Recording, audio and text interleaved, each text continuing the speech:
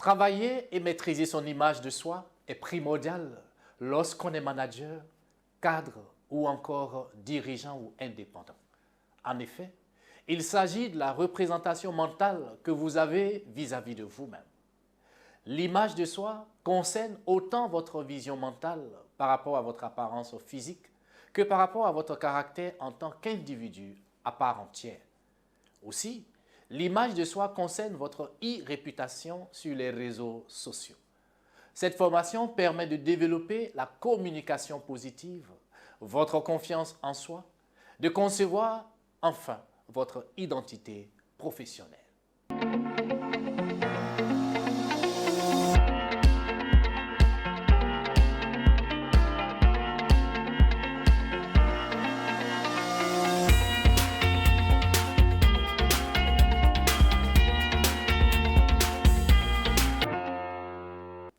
Bonjour chers abonnés et vous tous qui me suivez sur la toile. Bienvenue dans cet espace qui est le vôtre et c'est toujours avec grande joie que je vous retrouve pour nos rendez-vous hebdomadaires. Nous continuons avec la seconde partie du pan du savoir-vivre du dirigeant qui nous entretient sur la maîtrise de son image. Nous vous présentons dans cette vidéo 8 autres actions pour soigner et améliorer votre image et celle de votre société. Action 6. N'oubliez pas de contrôler votre image. Il n'est pas rare que l'on se renseigne sur vous avant de vous contacter. Afin donc de savoir ce que l'on dit de vous sur les différents forums ou sur les réseaux sociaux, vous devez en faire une veille active. Mettez en place notamment des alertes Google ou Twitter qui vous permettent de faire remonter des mots-clés. Parallèlement, rendez-vous sur les moteurs de recherche et tapez votre nom et prénom avec des guillemets afin d'avoir des résultats. Vérifiez aussi que les images qui circulent sur vous ne vous mettent pas dans des situations délicates et en cas contraire, demandez à celui qui a pris des photographies compromettantes de les retirer. Faites de même pour votre entreprise. Bien sûr, vous n'aurez jamais la maîtrise totale de l'image, mais vous pourrez la co-construire à souhait. Afin de ne pas vous faire doubler par quelqu'un, établissez un compte officiel sur les différents réseaux sociaux. Modérez les propos et réagissez aux commentaires sans toutefois le faire à chaque occasion. Gardez en tête que pour communiquer efficacement, la prise de parole doit être unique et forte. Pour avoir une bonne image, la fédération d'une communauté peut être un bon moyen. Action 7. Ayez toujours sous la main une carte de visite élégante. Celle-ci doit être imprimée de manière professionnelle, affichant clairement vos coordonnées, votre nom, celui de l'entreprise et votre fonction. Évitez les impressions faites à la maison sur du papier cartonné avec une imprimante grand public et que l'encre qui bave. Votre carte de visite est une petite partie de vous-même, ne l'oubliez jamais. Action 8. Créez votre propre logo si ce n'est déjà fait. Je vous invite à créer votre propre logo. Ne reprenez pas surtout les logos que vous trouverez dans votre logiciel de traitement de test. Consacrez un budget à la création d'un logo représentant l'esprit de votre société et confiez cette mission à un professionnel. Action 9. Bichonnez votre profil sur les réseaux sociaux. Prenez le temps de compléter toutes les rubriques. Soyez aussi précis que possible sans en faire trop et sans en rajouter.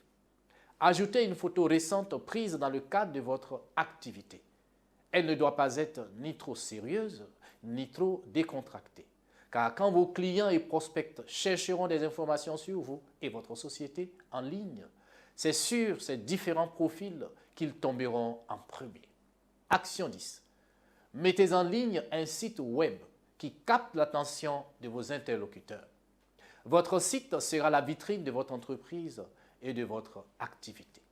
Là encore, je viens vous inviter à confier cette mission à un professionnel aguerri qui sera capable de respecter votre identité et de mettre en place une charte graphique qui vous ressemble. Inutile de charger la mule. Décrivez simplement votre activité et vos offres et soyez prêt à répondre à certaines demandes par mail. Action 11. la communication par l'objet. La communication par l'objet contribue aussi grandement à soigner l'image de votre entreprise. Outre les enveloppes et les papiers en tête, prévoyez la fabrication d'objets utiles que vos clients et prospects pourront garder avec eux en souvenir. Le stylo, l'agenda sont évidemment les premiers auxquels on pense, à condition toutefois d'éviter par exemple les stylos bas de gamme en plastique. Action 12. Soignez la décoration de votre bureau. Décorer votre bureau se présente comme une exigence si vous êtes appelé à recevoir de la clientèle ou des partenaires d'affaires. Portez une attention toute particulière aux ambiances lumineuses et aux sièges qui accueilleront vos clients. Ayez si possible une machine à café nouvelle génération à disposition et des outils de travail fonctionnels pour pouvoir répondre de manière efficace à leurs besoins et à leurs attentes. Action 13. Prévoyez un budget cadeau pour vos clients et collaborateurs. Nous vous invitons à disposer toujours, par exemple, de boîtes de chocolat, de vin, de chèques cadeaux, etc. Différentes autres formules envisageables qui leur permettront de constater qu'ils ont de la valeur et du prix à vos yeux.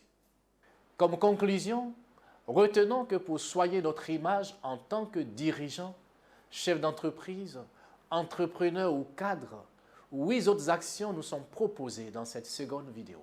Il s'agit de contrôler son image, d'avoir toujours sous la main une carte de visite élégante, créer son propre logo si ce n'est déjà fait, bichonner son profil sur les réseaux sociaux, mettre en ligne un site web qui capte l'attention de ses interlocuteurs, prévoir des gadgets publicitaires, soigner la décoration de votre bureau et prévoir enfin un budget cadeau pour vos clients et collaborateurs.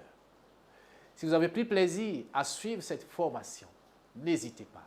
Abonnez-vous à notre page, ajoutez un commentaire et surtout, partagez.